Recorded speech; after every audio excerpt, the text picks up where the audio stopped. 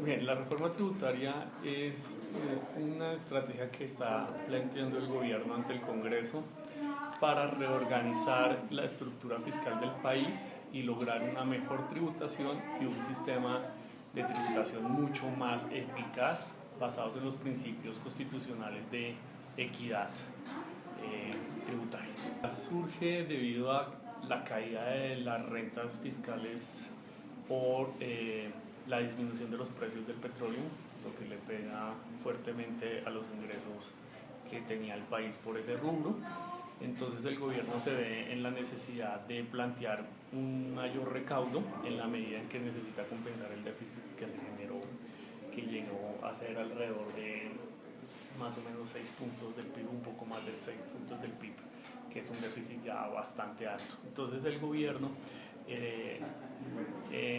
al inicio del periodo de gobierno plantea la necesidad de hacer un estudio para hacer una reforma estructural del sistema fiscal y convoca a unos grupos de expertos, una comisión que genera una serie de propuestas y en base a esas propuestas o con base en esas propuestas, perdón, se genera en el Ministerio de Hacienda una propuesta que es presentada al Congreso, que es la que conoce en estos momentos la comunidad.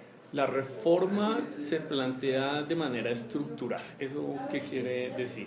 Quiere decir que lo que se está buscando es una mayor progresividad de los impuestos, es decir, que los más ricos empiecen a pagar un poco más y una equidad horizontal, es decir, que dentro de una misma clase social todos estén pagando de una manera más igual. Es decir, el objetivo es ampliar la base. Entonces, si usted me pregunta a quién le golpea más eso, la primera respuesta es: esta reforma tributaria nos va a pegar a todos. Y nos va a pegar a todos de una manera muy importante. Pero sí es cierto que va a haber unos grupos poblacionales un poco más afectados. Yo consideraría que la clase media va a estar fuertemente golpeada, sobre todo porque el incremento del IVA del 16 al 19% es para bienes que están por fuera de la canasta familiar, y la mayor cantidad de consumo de bienes que están por fuera de la canasta familiar lo hace la clase media y la clase alta. Pero claro, la clase alta recibe de manera más elástica este golpe, por decirlo de alguna manera, es decir, lo puede sopesar de una manera mejor. En cambio, el impacto en el ingreso de la clase media de un incremento de 3 puntos porcentuales del IVA es bastante fuerte. Tiene una serie de dispositivos, ¿cierto? Pero en este caso hay una nueva novedad, por decirlo de alguna manera, ¿cierto? La DIAN te hace un llamado, luego te abre el proceso y hay un proceso para la generación del cobro coactivo del impuesto si llega a pagar. Digamos que es un proceso demasiado lento. Parte de lo que quiere esta reforma es hacer mucho más expedito este recaudo de las personas que no quieren pagar renta, pero como eso es tan costoso en términos de infraestructura, la reforma plantea un ejercicio de penalización con cárcel a partir de 5.000 millones de pesos de evasión. Entonces digamos que lo que va a hacer la DIAN es concentrarse fuertemente en esos grandes evasores. En estos momentos el déficit debe estar alrededor de un 6,4% del PIB a 6,7% del PIB. Eso implica alrededor de 32 billones de pesos si uno considera que cada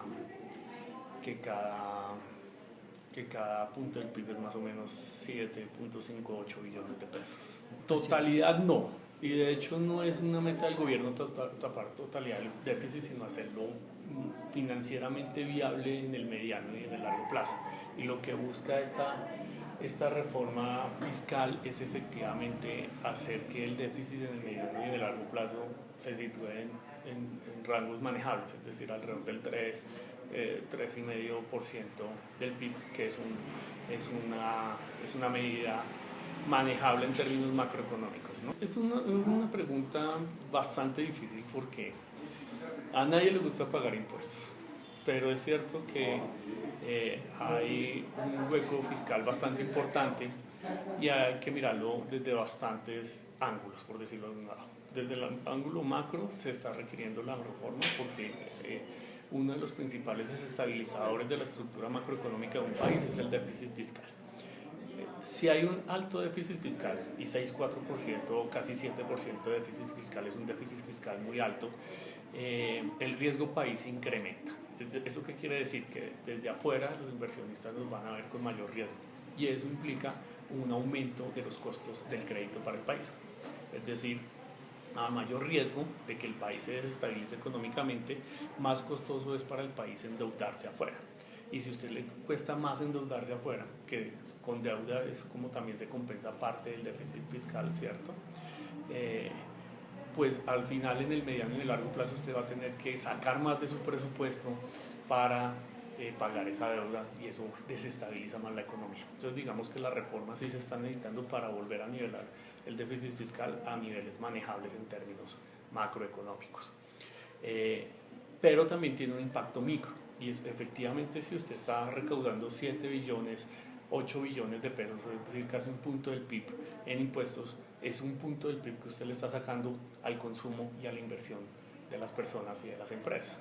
Entonces es 1 billón de pesos que deja de circular por el lado de los mercados y eso en alguna manera contrae, ¿cierto?, la demanda agregada de un país por ese lado y el multiplicador que puede tener las inversiones y el consumo de los hogares. Entonces digamos que lo que tiene que hacer el gobierno es mirar y compensar si los beneficios de la disminución del déficit son mayores que el impacto que puede tener en la reducción de la inversión y el consumo de las empresas y de los hogares. Me imagino que eso ya lo habrán hecho y se habrán dado cuenta que el beneficio puede ser absolutamente mayor y en esa medida digamos que la reforma se hace necesaria, ¿cierto? La discusión en el Congreso no ha empezado a profundidad, que es donde uno efectivamente ve si hay micos o no hay micos. Como está la estructura tributaria en este momento, la estructura de la reforma tributaria en este momento, uno no podría decir que hay micos porque pues, el articulado es público y hasta el momento no ha habido ninguna denuncia. Por lo general esos micos, como se dicen, se hacen en los debates donde los congresistas solicitan modificaciones y en las modificaciones se aprovechan los escenarios de oportunidad. Como las discusiones no han empezado, digamos que todavía no hay ese riesgo, pero seguramente existe ese riesgo al momento en que empiecen las discusiones. Gracias.